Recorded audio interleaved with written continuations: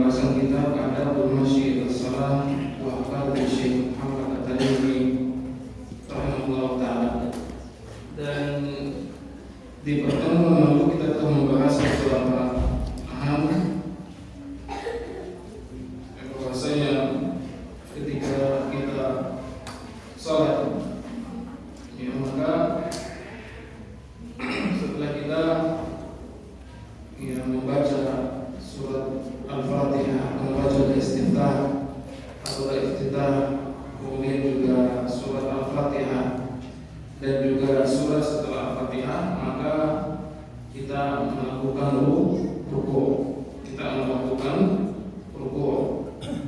Tetapi sebelum ruku', ya, kita mengucapkan takbir, dan pada takbir ini disunahkan untuk mengangkat tangan sebagaimana dalam takbiratul ihram di awal salat kita. Ketika kita mengucapkan Allahu Akbar, yaitu takbiratul ihram, disunahkan untuk mengangkat tangan.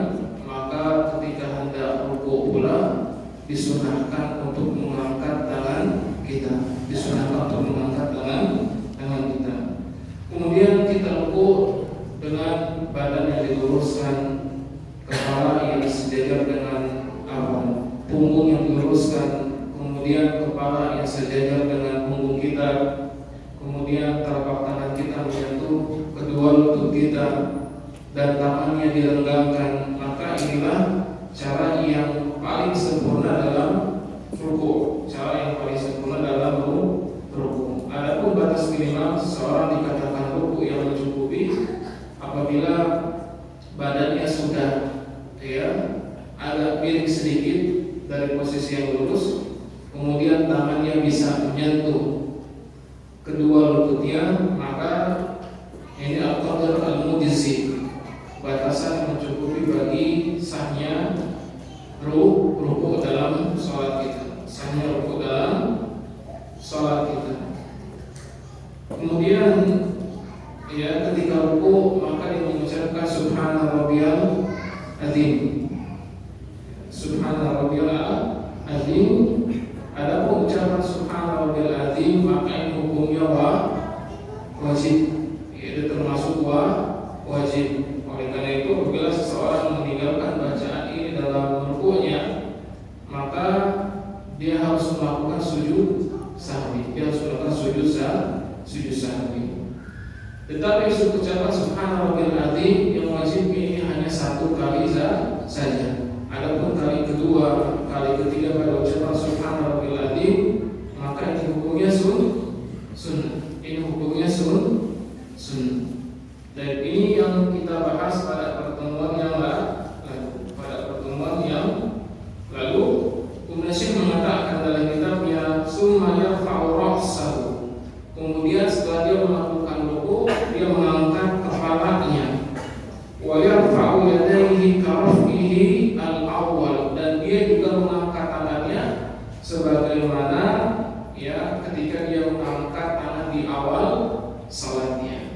Maka sebagaimana ketika kita takbir disunahkan mengangkat tangan kita, ketika bangkit dari rukuk pun juga disunahkan untuk mengangkat tangan kita. Al-Imam Ibnu Rajab beliau membuat rumusan yang sederhana, Pak. Beliau membuat rumusan yang sederhana. Kapan seseorang disunahkan mengangkat tangan sambil mengucapkan Allahu Akbar? Karena kalau kita perhatikan ketika kita sholat, ada pergerakan-pergerakan yang kita mengucapkan Allahu Akbar. Ada Allahu Akbar yang disertai dengan mengangkat tangan, dan ada ucapan Allahu Akbar yang tidak disertai dengan mengangkat tangan kita.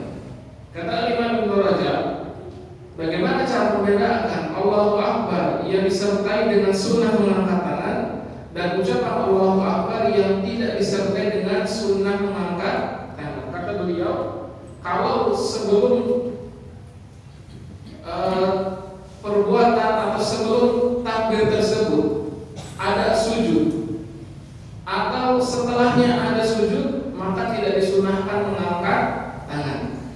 Takbir yang setelah takbir tersebut ada sujud, atau takbir yang setelah takbir tersebut setelahnya ada sujud, sebelum atau setelahnya ada sujud, maka tidak disunahkan mengangkat tangan.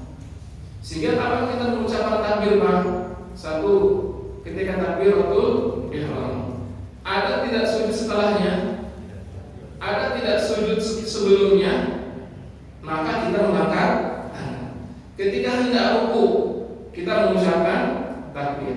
Ada tidak setelah takbir ini sujud? Ada tidak setelah takbir ini sujud? Nggak ada, maka kita mengangkat tangan. Ketika bangkit dari ruku, disunahkan mengangkat tangan tidak? Disunahkan. Kenapa? Karena tidak ada sujud setelahnya dan tidak ada sujud sebelumnya. Ketika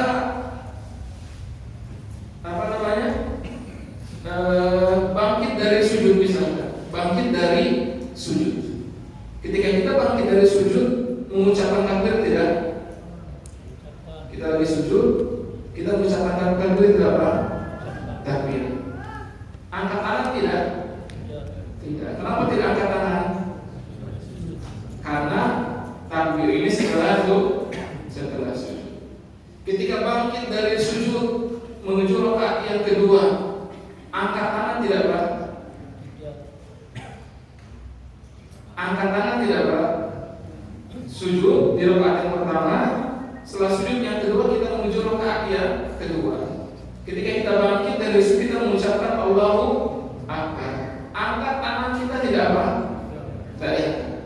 Tidak diangkat. Kenapa? Karena takbir ini ada setelah sujud. Bagaimana kalau misalkan sholat zuhur 4 rakaat, tasyahud yang pertama kita menuju rakaat yang ketiga, angkat tangan tidak, Pak, ketika takbir? Kenapa angkat tangan? Kenapa angkat tangan, Pak?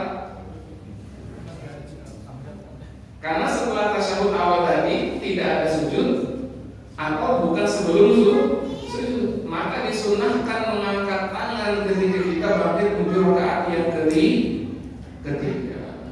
Jadi itu rumusan gampangnya, Pak. Kapan kita mengangkat tangan? Jadi sunahkan mengangkat tangan dalam takbir yang tidak ada sujud setelahnya atau tidak ada sujud sebelum. Jadi ketika kita takbir setelahnya tidak ada sujud atau setelah takbir tadi tidak ada sujud, maka disunahkan mengangkat tangan. Qailan, ketika dia bangkit dari ruku, maka dia mengucapkan imamun wa munfaridun, baik imam ataupun orang yang salat sendirian, sami Allahu liman hamidah. Maka ketika kita bangkit dari ruku, entah kita posisi sebagai imam atau posisi kita sebagai orang yang salat sendirian, wujuban, maka kita wajib mengucapkan sami Allahu liman hamidah. Tetapi ucapan sami Allahu liman hamidah ini buat siapa, Pak? Sekali lagi, buat imam dan buat orang yang salat sendirian. Sehingga orang yang jadi makmum mengucapkan tidak sami Allahu liman hamidah, tidak mengucapkan sami Allahu liman hamidah. Ini kayaknya nanti perlu geser ke kanan, Pak, ya, timpang kelas sebelah ini, Pak. Nanti geser ke belakang, ya. Adik-adiknya masuk dulu ya, biar gak ini.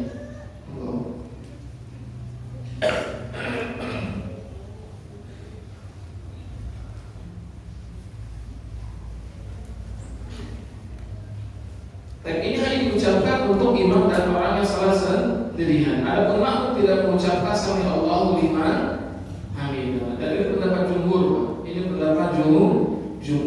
Sementara sebagian para ulama, semisal dari para ulama mazhab Syafi'i, mereka mengatakan bahwa saya makmum juga mengucapkan sami Allahu liman hamidah. Oleh karena itu jangan heran, Pak, kalau kita sholat di masjid ada sebagian orang yang makmum juga mengucapkan sami Allahu liman hamidah.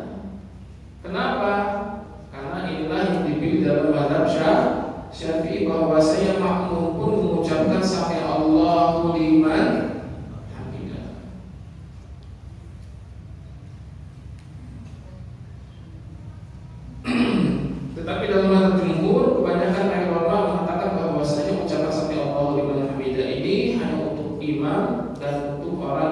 sendirian.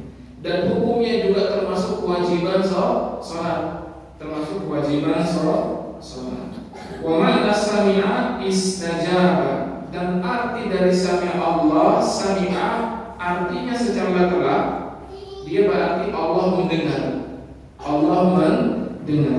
Sami'a Allahu liman hamidah artinya Allah mendengar orang yang memujinya. Tetapi kata para ulama maknanya bahwasanya ketika kita mengucapkan sami'a Allahu liman hamidah artinya Allah mengabulkan doa orang-orang yang memuji. Maka di sini sami'a mendengar berarti menjawab. Allah mengabulkan, Allah menjawab doa orang-orang yang memuji Allah Subhanahu wa taala. Oleh karena itulah, ma'asyiral muslimin, maka Allah Subhanahu wa taala sebuah adab ketika kita berdoa kepada Allah. Sebelum kita meminta sesuatu kepada Allah, kita puji-puji Allah Subhanahu wa taala terlebih dahulu. Kalau kita mau berdoa, ketika kita hendak berdoa, maka ucapkan pujian-pujian kepada Allah Subhanahu wa taala terlebih dahulu. Sebagaimana seorang anak ketika hendak meminta sesuatu kepada orang tuanya, biasanya caranya apa dulu, Pak? Dulu pas mau nikah, Pak. Pas mau nikah dulu, ketika pertama kali menghadap ke orang tua kita, apa yang kita lakukan, Pak? Langsung bujuk-bujuk ngomong, Pak, saya mau nikah. Kayak gitu caranya, Pak? Enggak kan? Pijit-pijit dulu, baik-baikin dahulu. Kata orang, tumben pijitin bapak. Itu kan cara kita, Pak, ketika kita mau minta sesuatu kepada orang tua kita. Kata-kata lemah lembut, halus. Kalau seperti orang tua saja seperti itu ketika kita meminta sesuatu, bagaimana dengan kepada Allah Subhanahu wa taala? Maka termasuk adab kita kepada Allah, etika kita kepada Allah Subhanahu wa taala, ketika kita berdoa, maka mulailah dengan memuji Allah Subhanahu wa taala terlebih dahulu. Ucapkan alhamdulillah terlebih dahulu. Baru kemudian setelah itu kita meminta kepada Allah. Karena Allah mengatakan, karena kita mengatakan sami Allahu liman hamidah, Allah menjawab orang-orang yang memuji. Allah akan menjawab orang-orang yang memuji. Fa idza istatamma qa'iman, dan kalau dia sudah lurus badannya, tegak badannya, maka dia mengucapkan Rabbana walakal hamdu. Rabbana walakal hamdu. Jadi kalau subhana sudah mengucapkan sami Allahu liman hamidah, Rabbana walakal hamd, kemudian badannya sudah lurus, baru mengucapkan Rabbana walakal hamdu. Tapi ini kalau imam dan orang yang sholat sendirian, bagaimana kalau dia makmum, Pak? Kapan dia mengucapkan Rabbana walakal hamdu? Apakah menunggu badannya lurus baru mengucapkan Rabbana walakal hamdu, atau sambil berdiri dia mengucapkan Rabbana walakal hamdu? Maka orang-orang yang sholat sebagai makmum, ketika dia hendak bangkit dari rukunya, sambil bangkit sambil mengucapkan Rabbana walakal hamdu. Rabbana walakal hamdu. Kenapa? Karena kata para ulama, biasanya dalam setiap perpindahan pergerakan sholat kita mengucapkan Allahu Akbar. Tetapi karena kita tidak mengucapkan Allahu Akbar dan mengucapkan sami Allahu liman hamidah, maka bagi makmum yang bangkit dari ruku, dia juga mengucapkan Rabbana walakal hamd. Jadi sambil bangkit sambil mengucapkan Rabbana walakal hamd sebagai pengganti dari takbir. Rabbana walakal hamd, wahai Rabb kami, bagimu segala pujian. Wahai Rabb kami, bagimu segala pujian. Karena memang ma'asyiral muslimin Allah Subhanahu wa taala, pujian ini semuanya seluruhnya untuk Allah Subhanahu wa taala. Pujian ini seluruhnya untuk Allah Subhanahu wa taala. Rabbana walakal hamd, wahai Rabb kami, bagimu seluruh pujian apapun, maka dihendakkan kepada Allah Subhanahu wa taala. Sehingga apa yang kita dapatkan di muka bumi ini berupa kesehatan, berupa harta, berupa anak dan istri, kekayaan, posisi jabatan, ini bukan hasil kita, Pak. Ini bukan hasil kita, tetapi karena Allah yang memberikannya kepada kita semuanya. Kesehatan yang kita dapatkan sekarang ini karena Allah yang memberikan kepada kita semuanya. Seandainya Allah tidak mencabut nikmat-nikmat ini, maka gampang. Karena sebagai orang berkeyakinan bahwasanya apa yang dia dapatkan pada kesempatan dia hidup di dunia ini karena hasil upaya jerih, ya. Apa jerih payah hasil kerja dia semata. Kita lupa Pak, yang memberikan kepada kita semuanya Allah Subhanahu wa ta'ala. Allah memberikan kesehatan, Allah memberikan ilmu pada kita semuanya. Ini semua dari Allah Subhanahu wa ta'ala. Sehingga ketika kita paham bahwasanya apa yang kita dapatkan dari Allah, maka puji-puji itu hanya milik Allah Subhanahu wa ta'ala semata. Sehingga kalau kita memuji manusia, ya, jangan berlebihan dalam memuji manusia. Jangan berlebihan dalam memuji manusia. Bahkan ketika seorang berlebihan dalam memuji manusia, bisa jadi pujian yang diberikan tersebut akan membahayakan orang yang dipuji. Maka kalau kita hendak memuji seorang, pujilah sebatas sekadarnya. Dengan memang apa yang kita lihat darinya berupa, ya, sebuah hal yang pantas memang orang tersebut untuk dipuji. Karena sebagian orang ada yang berlebihan dalam memuji yang lainnya, maka ini khawatirkan ini akan menjatuhkan orang tersebut dalam kebinasaan. Syekh bin Baz, ya, ketika beliau dipuji, beliau itu tidak senang. Beliau itu tidak senang. Kata beliau, yang maknanya kalaulah seandainya engkau mengetahui apa yang ada pada diriku berupa aib, ya, niscaya kau tidak akan memuji aku. Orang kan karena memuji kita, Pak, karena yang kelihatan baiknya saja, karena yang kelihatan kelebihannya saja. Tetapi kan mereka tidak tahu bagaimana kekurangan kita, mereka tidak tahu bagaimana aib yang kita miliki.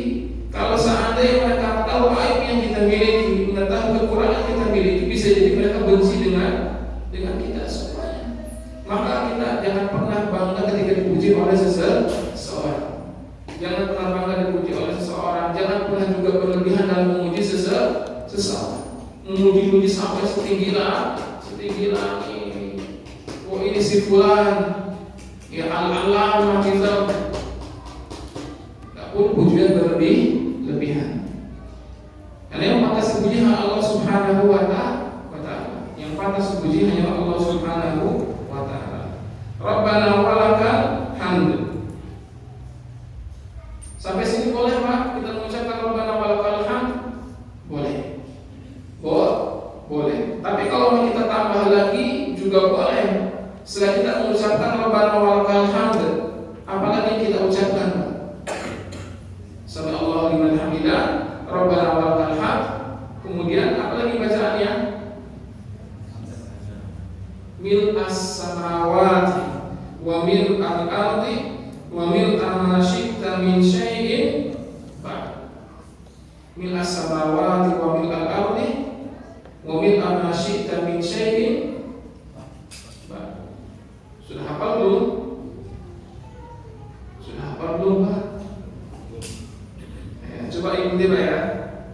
Ya, Muhammad juga silakan ikuti, tapi dengan suara yang seril saja. Ya. Ini kita mulai dari Rabbana walakal hamd. Silakan ikuti. Rabbana walakal hamd. Mil as-samawati wa mil al-ardi wa mil ma syi'ta min syai'in ba'du wa mil ma syi'ta min syai'in ba'du. Dihafalkan, silakan nanti cari doanya, dihafalkan doanya, sempurnakan lagi salat. Jangan pernah merasa cukup dengan Rabbana walakal hamd. Tambah lagi, Pak. Salat kita besok-besok harus lebih bagus, harus lebih sempurna. Ustaz, apakah salah sampai Rabbana walakal hamd? Tidak ada yang salah, karena itu batas yang wajib. Karena itu batas yang wajib. Tetapi kan kita ngaji, Pak. Tujuan kita ngaji itu untuk apa? Ngapain kita ngaji, Pak? Kita ngaji ngapain? Menghabiskan waktu. Ustaz di hari akhir pekan enaknya jalan, ya sambil jalan-jalan, sambil bawa keluarga, sambil ngaji. Kalau seperti ini niatnya masih belum baik. Niatkan datang ke tempat ini untuk tambah ilmu. Yang namanya nambah cuma secara teori saja, tapi juga secara amalan. Yang namanya nambah ilmu itu, Pak, nambah secara teori saja atau teori plus amalan. Teori plus amalan.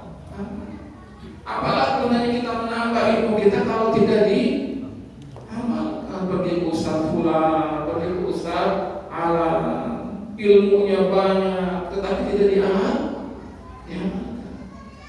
Maka sholat kita kalau dahulu seperti ini, maka besok harus bertambah. Kalau sholat kita cuma mengucapkan kemarin sampai Rabbana walakal hamdu, maka besok-besok tambah bil as-samawati wa bil ardi wa bil amasyita min syai'in. Bahkan tambahkan sampai ahlas sana'i wal majd dan seterusnya. Dan seterusnya. Maka ini namanya ngaji, Pak. Ini namanya ngaji, nambah ilmu plus nambah amalan. Nambah ilmu dan nambah amalan. Tapi ini yang kita tambah, Rabbana walakal hamdu bil as-samawati wa bil ardi wa bil amasyita min syai'in ba'du. Rabbana walakal hamdu tadi artinya sudah, wahai Rabb kami, bagimu segala pujian. Mil as-samawati wa bil ardi, pujian yang memenuhi seluruh langit dan bumi. Jadi kalau kita baca bahwa ini indah sebenarnya, Pak. Jadi semakin mengingatkan kita akan kebesaran dan mahkuasanya Allah Subhanahu wa Ta'ala. Seluruh pujian tersebut saat yang diucapkan akan memenuhi seluruh langit dan bumi. Wa min amasyita min syai'in ba'du, yang memenuhi tidak ada pujian dengan sepenuh itu setelahnya. Maka pujian yang paling sempurna itu hanya milik Allah Subhanahu wa Ta'ala. Wa insya azan, dan kalau dia berkehendak maka tambahkan doa lagi, ahlas sana'i wal majdi ahaqqu maqala aku wa kulluna laka abd, Allah la mani'u lima a'taita wa la mu'tiya lima mana'ta wa la yanfa'u zal jaddi minka jaddu. Tambahkan ahlas sana'i wal majdi, ahlas sana'i wal majdi ahaqqu maqala al-abdu wa kulluna laka abdun la mani'a lima a'taita wa la mu'tiya lima mana'ta wa la yanfa'u dzal jaddi minka jaddi. Ikuti, Pak. Ahlas sana'i wal majd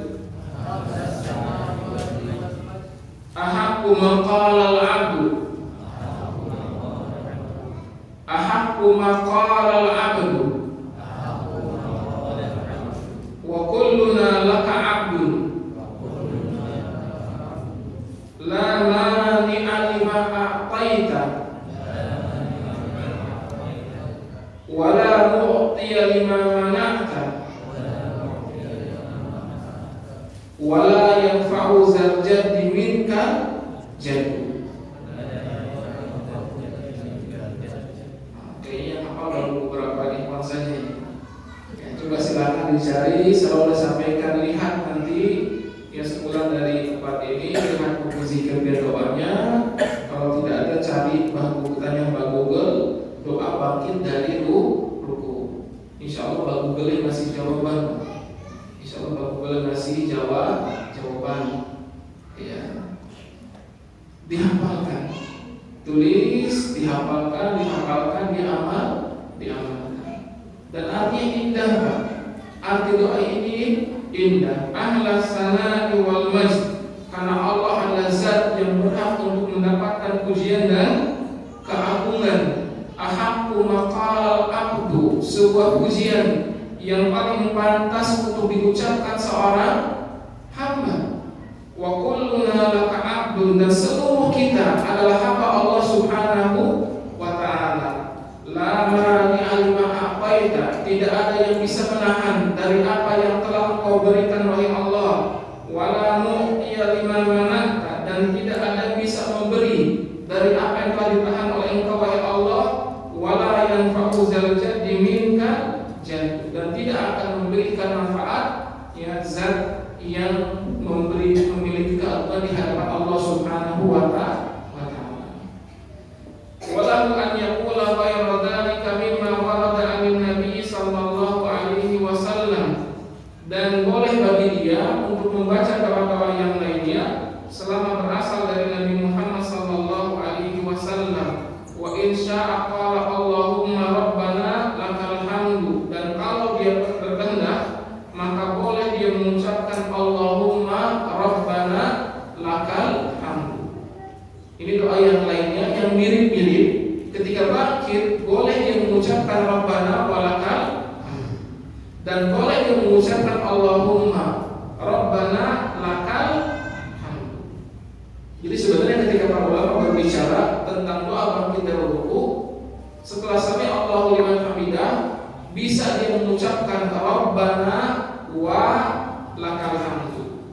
Boleh dia mengucapkan rabbana lakal hamdu. Boleh dia mengucapkan Allahumma rabbana wa lakal hamdu. Boleh dia mengucapkan Allahumma rabbana lakal hamdu. Bedanya apa, Pak? Bedanya ada waw dan bedanya ada Allahumma. Boleh kita mengucapkan rabbana wa lakal hamdu, wa lakal hamdu. Boleh kita mengucapkan rabbana lakal hamdu. Boleh kita mengucapkan Allahumma rabbana wa lakal hamdu. Boleh kita mengucapkan Allahumma rabbana lakal hamdu. Bila wawin, tanpa dengan huruf waw, liwurudihi fi hadis Abi Sa'id wa ghairihi, karena ada dalilnya berdasarkan hadis Abi Sa'id Al-Khudri dan juga selain beliau radhiyallahu taala anhu. Fa in adraka al-ma'mum imam fi hadzal ruku' fa huwa mudrikun li rakaati, dan kalau seorang makmum mendapatkan imam sedang ruku pada posisi ini dan dia ikut ruku, maka dia dapat satu rakaat. Jadi satu rakaat itu dihitung dari mana? Satu rakaat itu dihitung, masih dihitung satu rakaat kalau dia masih bisa dapat ruku, Pak. Kalau masih bisa dapat ruku, ya, dan dia bisa mengucapkan Subhana rabbiyal azim, maka itu sudah dapat satu rakaat, meskipun ketinggalan misalkan bacaan Al-Fatihah dan setelahnya. Masuk ke masjid, ternyata masuk imam dan makmum sedang ruku, langsung ikut ruku, dapat ucapan Subhana rabbiyal azim, maka sudah dapat satu Tapi sebelum kita lanjutkan, Pak, dia takbir terlebih dahulu tidak? Apa boleh langsung ruku? Takbir dulu. Bagaimana kalau tidak takbir Pak, tapi langsung ruku? Enggak takbir, langsung ruku, Pak. Dihitung tidak satu rakaat? Tidak. Kenapa tidak dihitung satu rakaat? Tidak sah. Kenapa tidak sahnya, Pak? Tidak takbiratul ihram. Pembuka salat itu adalah seseorang mengucapkan Allahu Akbar. Maka kalau seseorang masuk ke dalam sebuah salat langsung ruku tanpa mengucapkan Allahu Akbar, langsung ruku, maka salatnya tidak dianggap di rakaat itu. Tidak dianggap. Tapi berarti dia harus mengucapkan Allahu Akbar. Dia mengucapkan Allahu Akbar, tapi langsung ruku, boleh tidak? Langsung ruku, Pak. Allahu Akbar langsung ruku, boleh tidak? Boleh tidak? Apa Allahu Akbar dulu, ya, kemudian kemudian dia sedekah, baru Allahu Akbar lagi, kemudian ruku.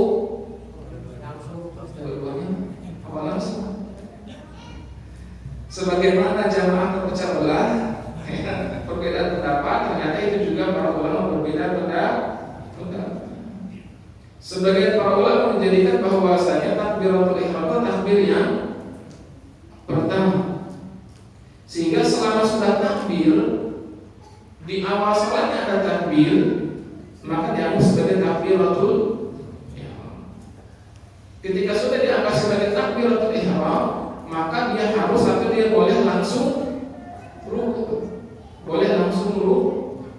sehingga kita lihat sebagian kaum muslimin ketika misalkan terlambat datang, setelah dia takbiratul ihram langsung ruku tanpa sedekah terlebih dahulu dan tanpa takbir lagi. Tapi sebagian kaum muslimin yang lainnya, ya, dan ini juga sebagian pendapat ulama bahwasanya ketika takbiratul ihram itu maka tidak boleh langsung ruku, karena takbiratul ihram berbeda dengan takbiratul intiqal. Intiqal takbir perpindahan, Pak. Takbir ruku, takbir mau sujud, takbir bangkit dari sujud, namanya takbiratul intiqal, takbir perpindahan. Apakah sama takbiratul ihram dengan takbiratul intiqal? Menurut sebagian para ulama, takbiratul ihram tidak sama dengan takbiratul intiqal. Kenapa? Karena beda hukum, Pak. Takbiratul ihram hukumnya rukun. Takbiratul intiqal hukumnya takbir intiqal, takbir berpindah, Pak. Mengucapkan Allahu Akbar, apa hukumnya? Nah, sudah kita bahas ini, Pak, di tentang syarat, ya, syarat rukun dan wajib sholat. Takbiratul intiqal apa hukumnya? Wajib. Sehingga beda takbiratul ihram termasuk rukun, takbiratul intiqal termasuk wajib. Sehingga berbeda. Sehingga dari sinilah sebagian para ulama, karena dia berbeda, tidak boleh seseorang langsung ruku, sedekah dahulu, ya, karena sebelum ruku dia sedekah, baru kemudian takbir untuk ruku, baru kemudian takbir untuk ruku. Wallahu a'lam. Summa yukabbir yakhir wa yakhiru sajidan. Kemudian dia takbir, takbir. Setelah mengucapkan subhanallah wa sami Allahu liman hamidah rabbana wa lakal hamd, dia turun untuk sujud. Takbirnya angkat tangan tidak, Pak? Tidak.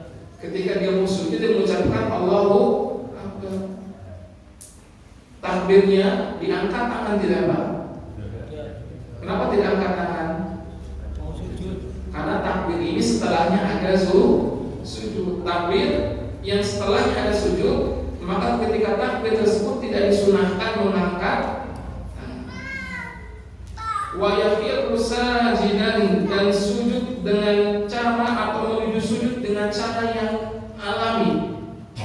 Jadi turun untuk menuju sujudnya dengan cara yang alami.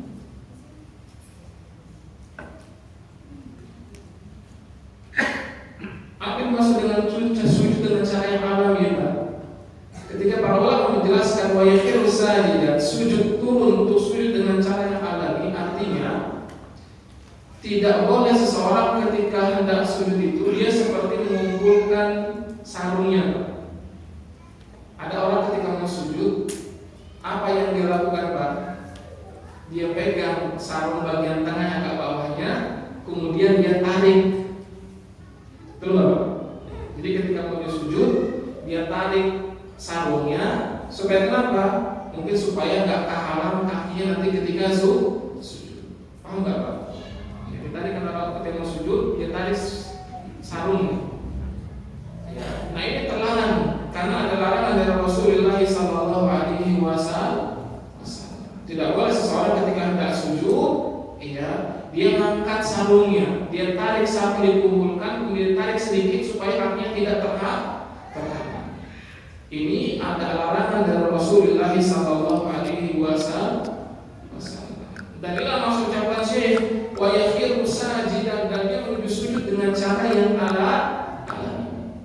Ya, sujud saja, tidak perlu dia angkat sarung, tidak perlu diangkat sarungnya. Fayata'u rukbatayhi summa yadayhi summa wajhahu. Kemudian ketika dia sujud, maka yang diletakkan pertama kali adalah apanya? Saya dibutuh mendapat bahwasanya yang diletakkan pertama kali adalah kedua lututnya, baru kemudian kedua tangannya, baru kemudian wajahnya. Tentu ini memang ada perbedaan pendapat para ulama. Ketika kita hendak sujud, maka yang lebih mana didahulukan? Jumhur ulama berpendapat bahwasanya yang lebih didahulukan adalah lutut dulu, Pak. Yang lebih didahulukan adalah lutut terlebih dahulu. Ini pendapat jumhur. Ada pendapat sebagian para ulama seperti pendapat Imam Malik, beliau berpendapat bahwasanya yang didahulukan adalah tangan terlebih dahulu. Kenapa bisa berbeda para ulama dalam masalah ini? Karena berbedanya dua hadis ya dalam masalah menuju ke sujud. Di dalam sebagian hadis disebutkan bahwasanya Rasulullah SAW itu mendahulukan, para sahabat melihat bahwasanya Rasul mendahulukan kedua lututnya baru kemudian tangan. Di sebagian hadis ini diantara dalam hadis Wa'id bin Hujr, ya, disebutkan bahwasanya para sahabat melihat Rasul mendahulukan kedua lututnya baru kemudian kedua tangan. Dari sini sebagian para ulama berarti kalau kita mau sujud, lutut dulu baru kemudian tangan. Sementara sebagian para ulama berpendapat bahwasanya tangan dulu baru kemudian lutut. Kenapa? Karena Rasul mengatakan bahwasanya ketika kita hendak sujud, dahulukan tangan baru kemudian lutut. Ustaz, apakah dua-duanya atau salah satunya ada yang dhaif, ada yang sahih? Dua-duanya sahih, Pak. Dua-duanya sahih permasalahannya. Baik, dari sinilah kemudian para ulama berbeda pendapat. Maka ada berbagai macam cara para ulama ketika melihat dua hadis yang seolah-olah bertolak ini. Kenapa ketika para ulama memilih pendapat bahwasanya lutut dahulu baru kemudian tangan, selain hadis ini menurut mereka lebih sahih, kata mereka hadis yang disebutkan bahwasanya Rasul mengucapkan tangan dulu baru kemudian lutut, kata para ulama ini perawi hadis ini menyebutkannya terbalik.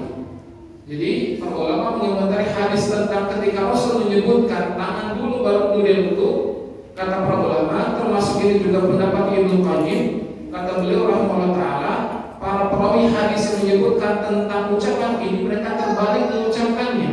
Seharusnya lutut dulu baru kemudian sehingga dari sini semakin kuatlah pendapat yang mengatakan bahwasanya ya lutut dulu baru kemudian sebagian para ulama atau ketika para ulama yang memilih bahwa tangan dahulu baru kemudian kaki atau lutut, apa dalil mereka, Pak?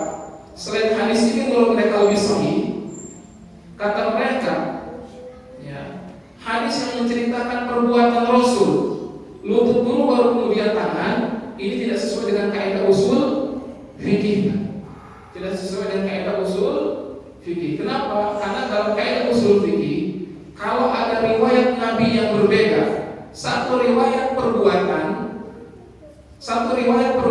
Nabi, satu riwayat ucapan Nabi, dalam kaidah usul fikih, mana yang lebih diambil, Pak? Ucapan. Kalau kita mendapatkan ada perbuatan Nabi berbeda dengan ucapannya, maka yang kita ambil adalah ucapan Nabi. Perbuatan tadi Nabi mendahulukan lutut baru kemudian tangan. Ucapan Nabi lutut dulu baru kemudian tangan dulu baru kemudian lutut. Para ulama yang mengikuti kaidah usul fikih, karena ucapan lebih didahulukan daripada perbuatan, karena perbuatan bisa jadi khusus untuk Nabi Muhammad SAW saja, kemudian lutut. Tangan dulu baru kemudian lutut. Ini cara yang kedua dan pendapat yang kedua. Sebagian para ulama menempuh cara yang lainnya sehingga menghasilkan pendapat yang ketiga. Apa kata mereka? Hadis yang berbicara tentang Nabi mendahulukan lutut baru kemudian tangan, ini ketika Nabi masih usia muda. Ketika Nabi masih usia muda. Adapun hadis yang membicarakan tentang tangan dulu baru kemudian lutut, ini ketika Nabi sudah usia tua. Apa maksudnya? Maksudnya jadi pendapat yang dipilih oleh Syekh bin Baz rahimahullah taala, kata beliau bahwasanya orang kalau masih kuat untuk lutut dahulu baru kemudian tangan, maka dahulukan lutut. Tetapi kalau dia sudah usia tua, tidak kuat, ya, sehingga tidak bisa mendahulukan lututnya karena berat Pak bagi sebagian orang. Kalau turun lutut terlebih dahulu, itu lebih ringan dia mendahulukan kedua tangannya. Maka kata Syekh bin Baz, kalau dia lebih kuat untuk mendahulukan tangannya, nggak kuat mendahulukan lututnya karena usia atau penyakit misalkan, maka dia mendahulukan tangannya baru kemudian lutut. Ini pendapat yang ketiga. Pendapat ini menjamak dua hadis tersebut yang kita sampaikan. Tetapi sekali lagi Allah alam ini termasuk khilaf di antara para ulama, sehingga Allah alam silakan pilih yang pendapat kita cenderung kepadanya. Ya, sebagian para ulama mengatakan lutut dahulu, baru kemudian sebagian para ulama mengatakan ya tangan terlebih dahulu. Dan sebagian para ulama melihat tergantung kemampuan. Kalau kita kuat maka dahulukan lutut, kalau tidak kuat maka baru boleh dengan tangan. Wallahu a'lam bishawab. Tapi saya mengikuti pendapat jumhur, itu dahulukan lutut dulu baru kemudian tangan. Dahulukan lutut dahulu baru kemudian tangan. Maka lutut kemudian tangan baru kemudian wajah. Wa yumakkinu jabhatahu wa anfatahu wa rahataihi minal ardi, dan dia benar-benar menempelkan dagu. Apa ini dagu kan? Bukan dagu ya namanya jidat. Ya, aku di sini ya. Jidat atau keningnya dan juga mulutnya di atas lantai. Kenapa? Karena jidat dan hidung ini bagian dari wajah. Bagian dari wajah. Dan karena bagian dari wajah, maka harus benar-benar menempel. Berarti kalau ngangkat hidungnya Pak, hidungnya nggak nempel, cuma jidatnya saja yang nempel, saya tidak ilmunya. Saya tidak Pak. Kan kadang-kadang kita sebagai orang, ada orang yang sudutnya ya jidatnya nempel, tapi hidungnya ngangkat Pak, nggak nempel. Saya tidak setuju seperti ini. Kalau kita lihat pendapat beliau mengikuti pendapat para ulama mengatakan tidak sama. Mengatakan tidak sama. Kenapa? Karena hidung adalah bagian dari wajah. Sebagaimana ketika kita wudu, wajah kita cuci, berkumur-kumur sama istinsyak, apa hukumnya? Kumur-kumur Pak, apa hukumnya? Ini wudu tidak sah? Wudu. Kumur-kumur tidak Pak? Apa hukum kumur-kumur ini Pak? Apa hukum istinsyak ini Pak? Wajib menurut sebagian para ulama. Karena mulut dan hidung bagian dari wajah. Sehingga wajah wajib, berarti mulut dan hidung yang berada di wajah juga menjadi wajib. Karena ini semuanya bagian dari wajah, maka ketika sujud, hidung dan jidat atau kening mesti nempel ke lantai. Ini sebagian para ulama. Tetapi di negeri kita, ya, karena negeri kita ini bermadzhab Syafi'i, menganggap bahwasanya mulut dan hidung ini bukan bagian dari wajah.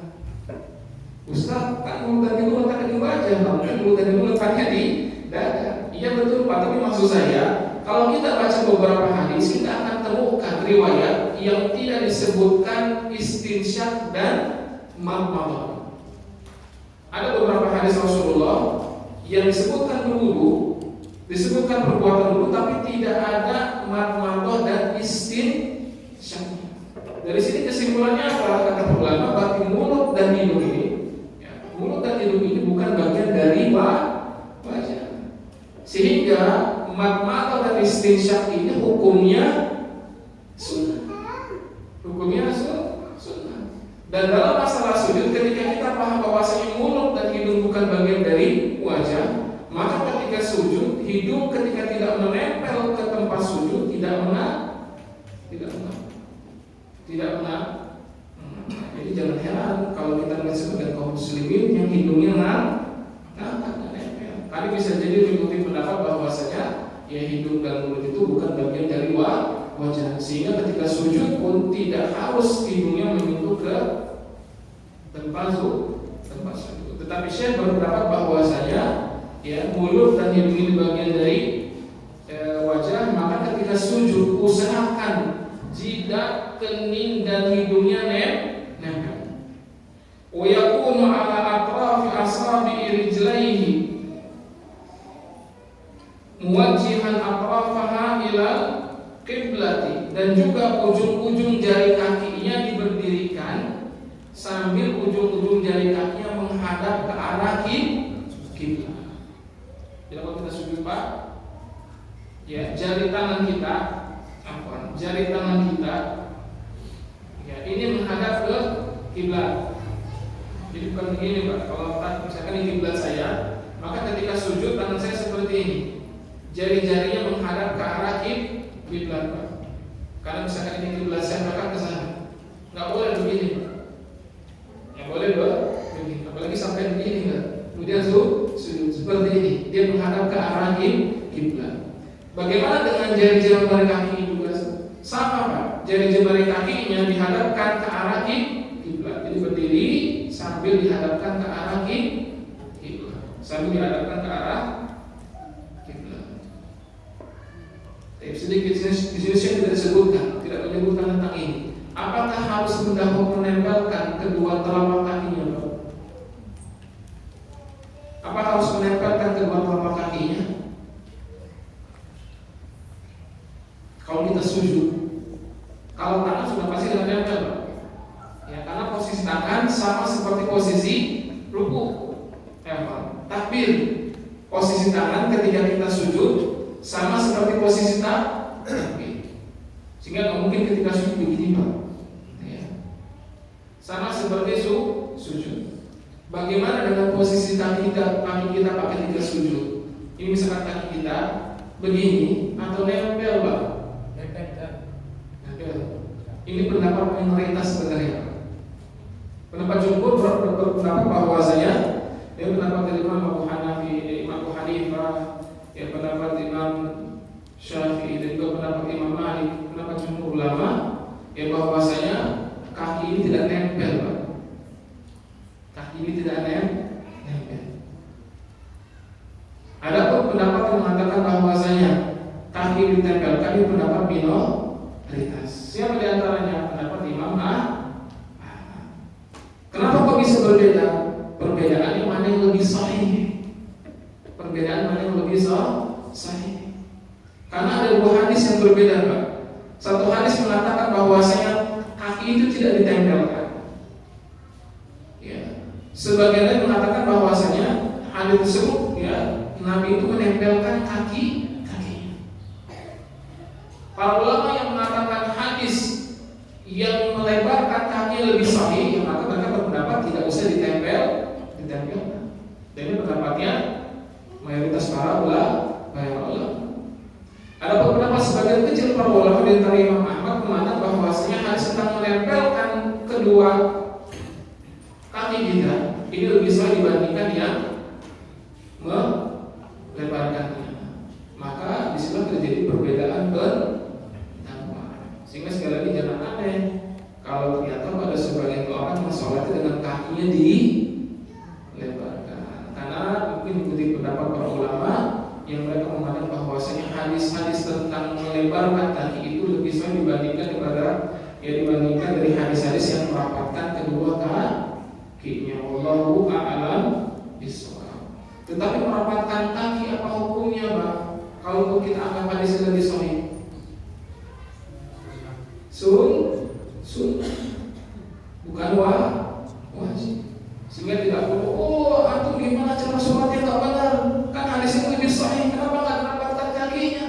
Itu sunnah hukumnya, kan?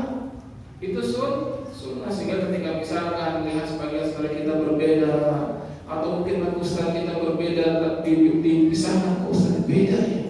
Bukan beda, apa mungkin dia melihat pendapat bahwasanya itu lebih ya sahih, atau bisa jadi dia menganggapnya sunnah sehingga kadang-kadang kakinya dilebarkan.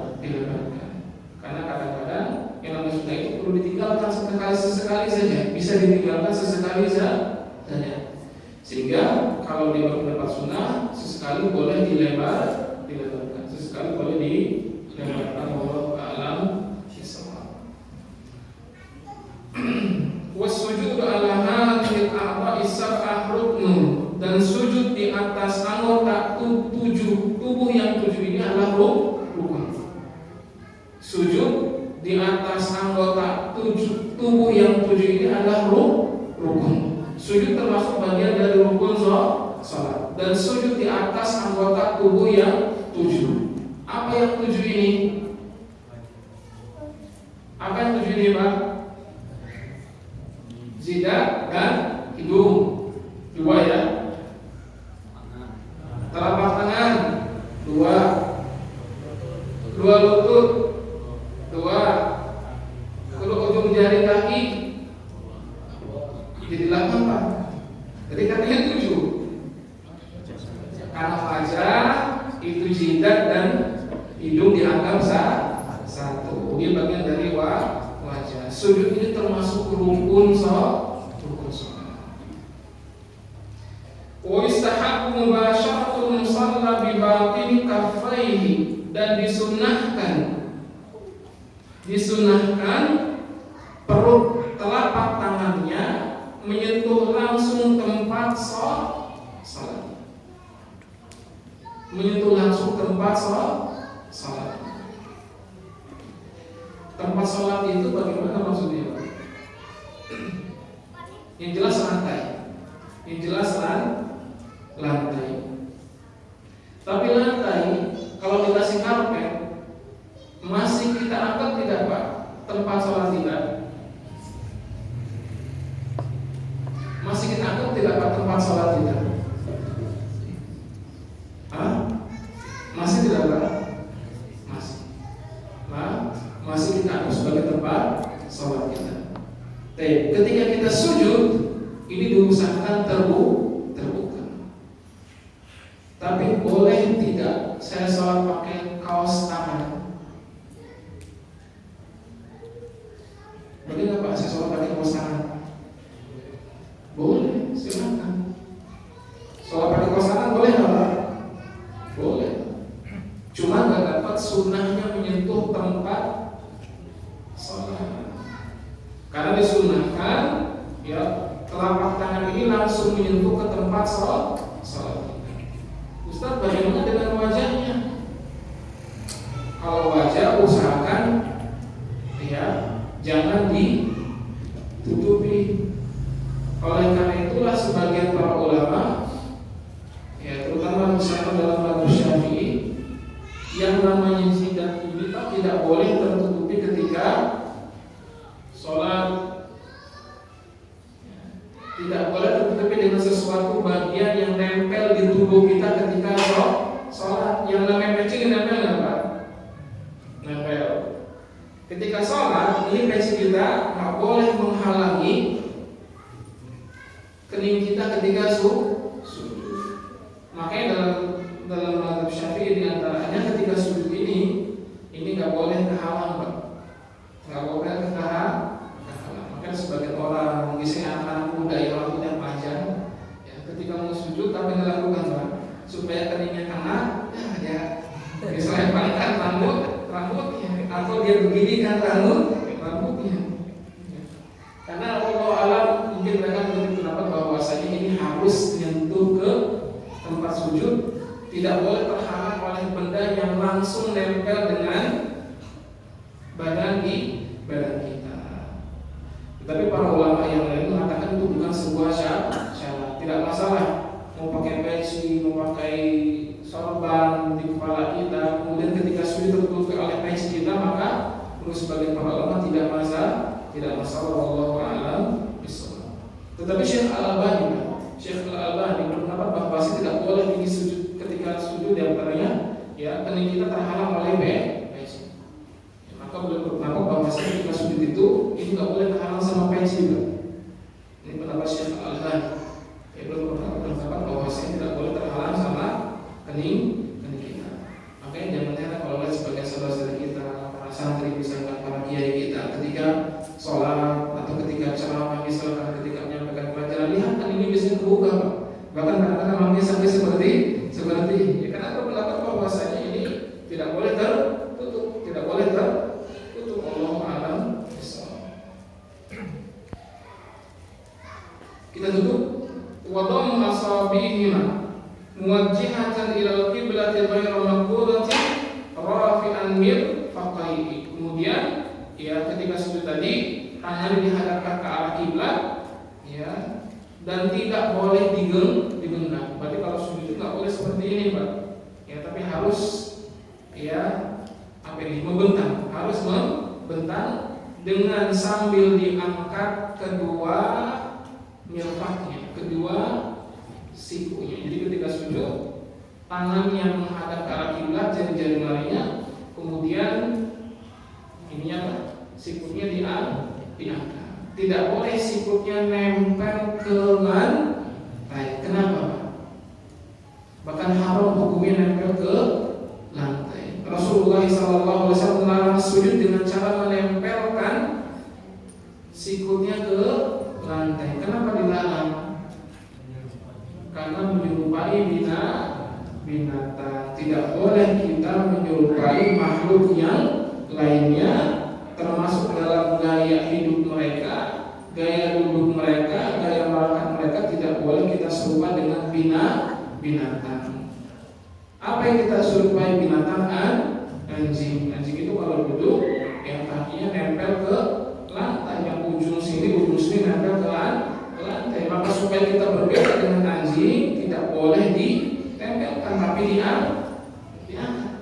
Tapi nggak boleh kita berbeda dengan hewan. Maka itu teman-teman yang belajar kungfu, ada gaya apa itu, Pak? Terus macan, terus monyet. Allah a'lam. Ya, tidak boleh dipelajari, Pak. Allah a'lam, tidak boleh dipelajari. Kenapa? Karena tidak boleh kita menyerupai diri kita dengan hewan. Gaya monyet, gaul-gaul, loncat-loncat, terbang, ya. Apalagi ada juga gaya mabok, ya. Jurus dewa mabok, goyang kanan, goyang kiri, juga haram, Pak. Tidak boleh kita melakukannya. Karena tidak boleh kita menyerupai diri kita dengan hewan, dan tidak boleh menyerupai diri kita dengan orang-orang yang buruk.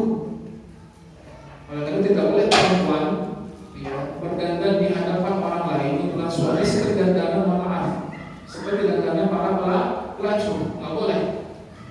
Seperti dandannya para pelacur, karena para pelacur mereka yang menjual diri termasuk orang-orang yang buruk dalam Islam, maka tidak boleh menyerupai diri mereka dengan dirinya dengan para perempuan tersebut. Wallahu a'lam bishawab. Demikian disampaikan pada kesempatan kali ini. Insyaallah akan kita sambung di pertemuan yang akan datang. Sallallahu alaihi Muhammad wa ala alihi wasallam. Silakan kalau ada pertanyaan. Dan sambil menunggu ada pertanyaan yang belum saya jawab di pertemuan yang lalu. Bolehkah kita meluruskan kaki ke depan berzikir setelah selesai sholat? Ada khilaf di antara para ulama. Bolehkah kita menjulurkan kaki kita ke arah kiblat, baik ketika duduk ataupun ketika tiduran, ya, baik di dalam masjid ataupun di luar ataupun selain dari masjid. Sebagian para ulama mengatakan bahwa hukumnya makruh, hukumnya makruh, karena bukan termasuk adab yang baik dengan menjulurkan kaki ke arah kiblat. Yang kedua, saya pribadi lebih pendapat ini hukumnya boleh, ya, hukumnya boleh, karena tidak ada nas secara jelas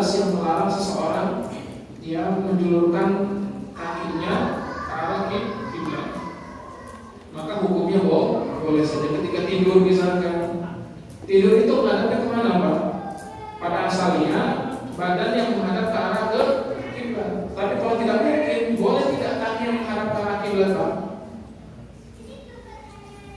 Asal tidur itu bagaimana? Misalkan kiblat, berarti kepalanya sebelah ini apa? Utara ya. Ini sebelah utara, kakinya sebelah selatan. Badan yang menghadap ke arah barat, kiblat. Ini asalnya. Tapi kalau tidak memungkinkan, boleh tidak kaki menghadap ke arah barat? Boleh tidak kaki menghadap ke arah kiblat, Pak? Boleh, boleh. Sehingga wallahu a'lam, boleh kita menghadapkan atau menjulurkan kaki kita ke arah kiblat. Ini yang pertama. Catatannya yang kedua, kalau termasuk hal ini bisa menodai kehormatan seseorang, lupa seseorang, gak sopan di hadapan masyarakat dengan gaya seperti itu, maka jangan dilakukan. Kalau masyarakat kita menilai gaya duduk seperti itu gaya duduk yang tidak baik, maka jangan dilakukan. Habis sholat, zikir kaki dijulurkan, gak sopan. Ya kalau mereka melakukan sopan, jangan dilakukan. Malah ada muhakkam, maka ada kaidah kita. Kalau jadi kebiasaan masyarakat yang bisa menjadi sebuah hukum. Maka kalau masyarakat tersebut tidak sopan, maka jangan dilakukan. Jangan dilakukan. Wallahu a'lam bishawab.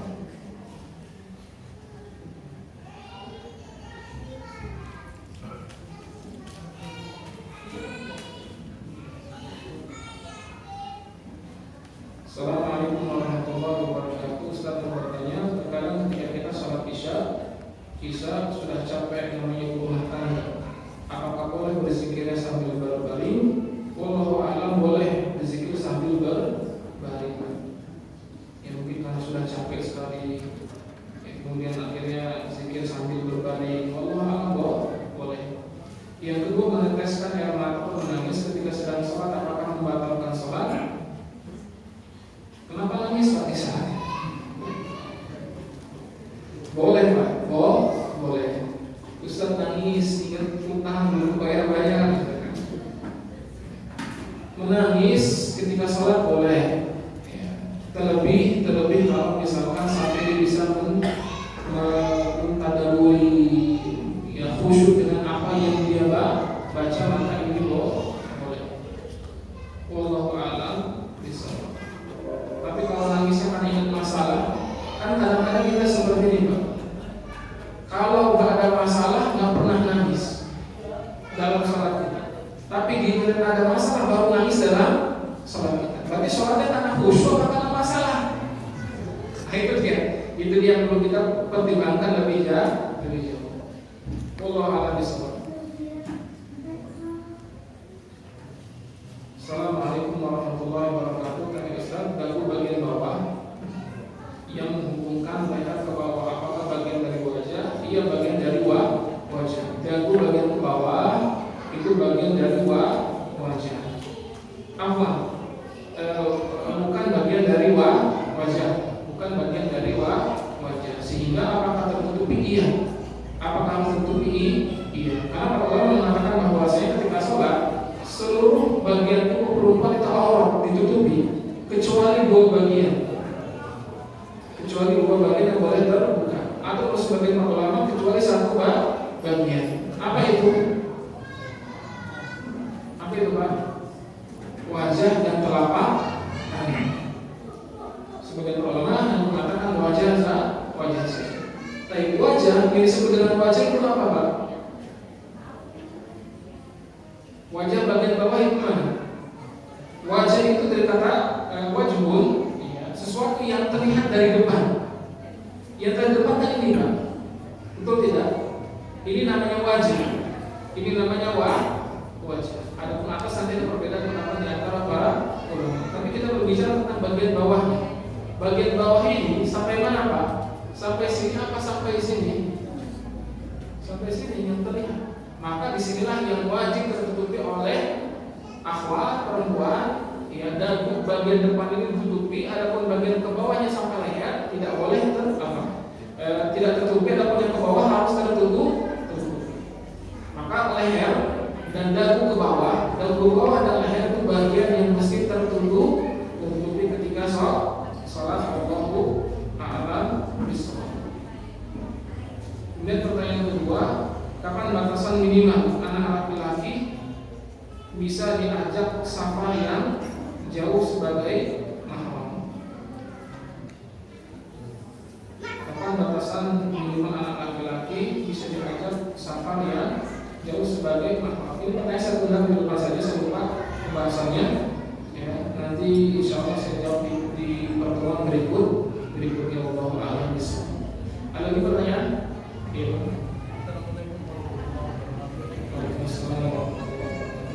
Jadi bisa menjelaskan tentang doa setelah kita bangun dari ruku.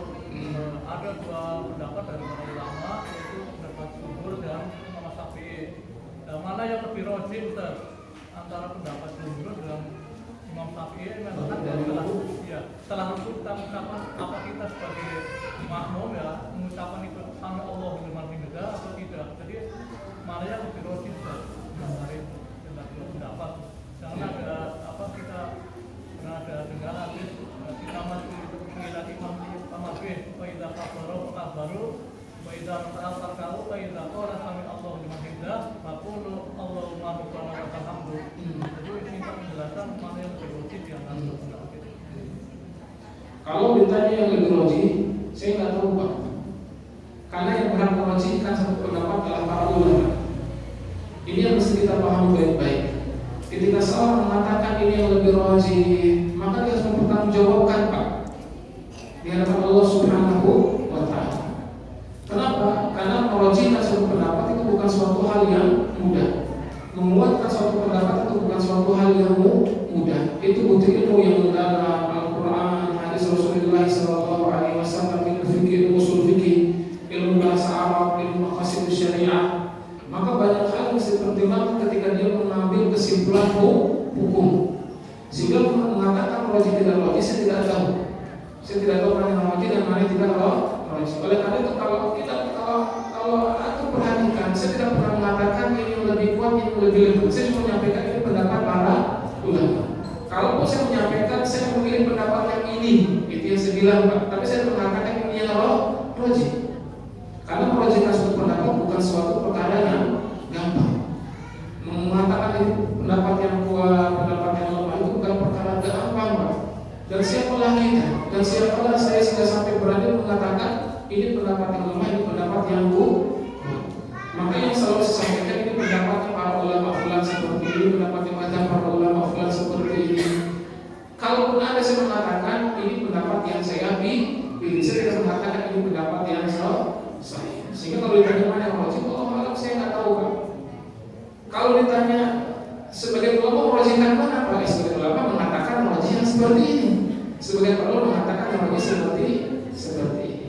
Nah kalau begitu bagaimana Pak Ustaz kita melakukannya? Pilihannya cuma dua Pak. Melakukan apa yang disebutkan oleh penulis kitab ini, atau melakukan apa yang biasa dilakukan oleh masyarakat kita, itu saja. Bagi saya, pilihan cuma dua. Melakukan apa yang disebutkan oleh Syekh dalam kitab ini, melakukan apa yang dilakukan oleh masyarakat kita selama ada dalil. Yang tadi masyarakat kita lakukan, mengucapkan sami Allahu liman hamidah meskipun makmum, apa ada dalilnya Pak? Ada dalilnya tidak? Ada. Kalau kita merasa tidak ada dalil, bukan karena tidak ada dalil, tapi karena tidak tahu. Ustaz, apakah boleh kita beramal tanpa tahu dalil? Boleh Pak. Kenapa? Karena kita muqallid namanya. Di dunia ini cuma ada dua golongan manusia. Satu ulama, satu alim, mujtahid, dua muqallid. Satu ulama yang punya ilmu sehingga dia bisa merajihkan satu pendapat, melemahkan satu pendapat. Kedua, orang yang taklid meskipun dia berilmu. Kita ini Pak, meskipun bisa bahasa Arab, bisa baca kitab, hafal Quran, tidak dikatakan sebagai ulama. Kenapa? Silakan. Satu sudah hafal Quran belum 30 juz. Belum. Kalau iya masuk tahap yang pertama sebagai alim. Kita sudah hafal hadis belum Pak dan paham serta makna-maknanya? Belum. Kalau iya berarti sudah masuk tahap yang kedua. Kita sudah paham belum Pak ilmu usul fikih? Boro-boro Ustaz dengan ilmu usul fikih baru sekarang apa itu ilmu usul fikih? Kalau iya paham, masuk tahap yang memberikan pendapatnya, kalau paham masuk, paham tidak ilmu bahasa Arab, nahwu, saraf, balaghah, kalau iya masuk. Paham tidak ilmu tentang maqasid syariah, ya, bahwa saya syariat menjaga jiwa, menjaga harta, menjaga keturunan, menjaga agama, ya, dan juga menjaga jiwa. Kalau paham tentang ilmu maqasid syariah yang tujuan menjaga 5 hal ini, maka dia masuk ke tahap ini. Paling tidak ini Pak, ada tidak ilmu ini pada diri kita? Nggak ada. Kalau nggak ada berarti kita masih mukallaf. Dan mukallaf boleh mengikuti pendapat siapapun meskipun tanpa tahu dalil. Meskipun tanpa tahu dalil. Jadi masyarakat kita, apa kita lakukan masyarakat kita, bahkan kalau kita melakukannya tanpa mengetahui dalilnya, maka itu bukan sebuah hal yang akan bertanggung jawab di hadapan Allah Subhanahu wa taala, insyaallah. Di mana kita bisa temukan pembahasan ini ada dalam ilmu usul Ilmu ada dalam ilmu usul. Nah, mana yang lebih sahih, mana yang wajib, kalau saya tidak tahu. Saya tidak tahu. Tapi Ustaz, bagaimana kalau masyarakat mengamalkan yang sami Allahu liman hamidah, sementara disebutkan dalam hadis fa idza kabbara fakabbiru, fa idza qala sami Allahu liman hamidah faqulu rabbana walakal hamd. Apakah dalam hadis ini jawabannya bagi mereka para ulama Syafi'i yang mengatakan tetap para imam mengucapkan sami Allahu liman hamidah, apakah di hadis ini ada larangan bagi imam untuk mengucapkan sami Allahu liman hamidah? Ada tidak Pak? Nggak ada. Ditambah lagi dengan inna maju'ila lima qul yutamma bihi. Balik lagi ke awal hadis tadi ini, bahwasanya imam itu dijadikan sebagai panutan, maka imam melakukan gerakannya kita ikuti. Apa yang imam ucapkan kita juga ucap. Dan maka dari situlah sebagian para ulama Syafi'iyah mengatakan tetap diucapkan. Bagaimana Ustaz untuk tidur pengamalannya? Silakan Pak. Kalau mengikuti masyarakat kita berarti amalkan sami Allahu liman hamidah. Tapi kalau kita memilih pendapat yang disebut oleh Syekh Muhammad At-Tamimi di sini, maka imam itu pamit itu mengucapkan sami Allahu liman hamidah. Silakan pilih yang mana? Apa yang dikatakan oleh kebanyakan masyarakat atau sebagian besar masyarakat kita, atau apa yang disebutkan oleh Syekh, dan ini juga pendapat jumhur. Ini juga pendapat jumhur. Wallahu a'lam bishawab. Tapi saya rasa sudah cukup